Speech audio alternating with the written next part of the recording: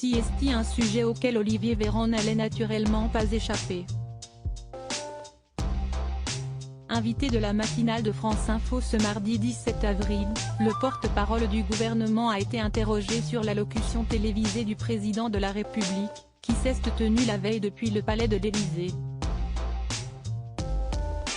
Emmanuel Macron a évacué le sujet des retraites en 2 minutes top chrono avec notamment cette phrase, a rappelé Marc Fauvel en préambule, avant de diffuser un extrait du discours du chef de l'État.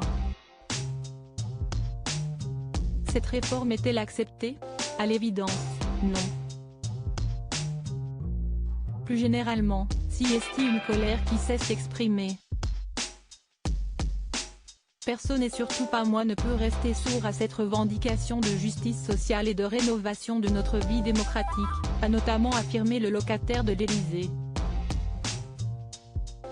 Dans la bouche d'Emmanuel Macron, CST le maximum du mea culpa possible?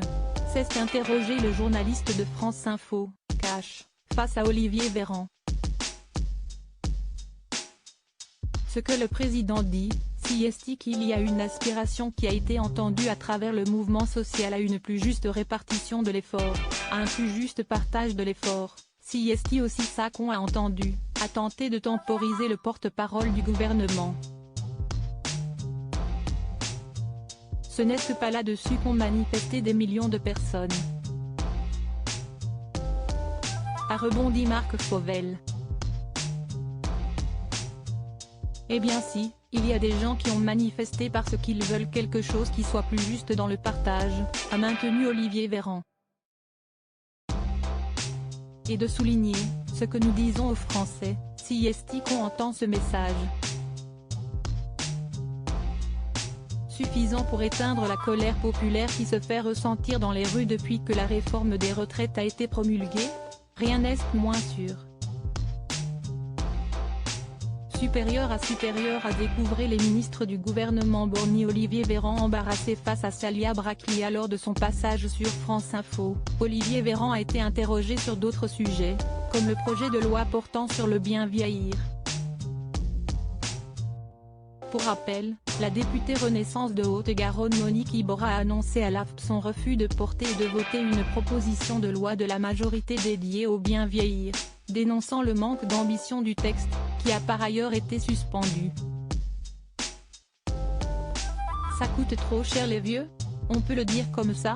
L'a frontalement interrogé la journaliste Salia Braclia. Visiblement décontenancé, Olivier Véran a laissé échapper un rire nerveux, avant de répondre plus sérieusement à la question.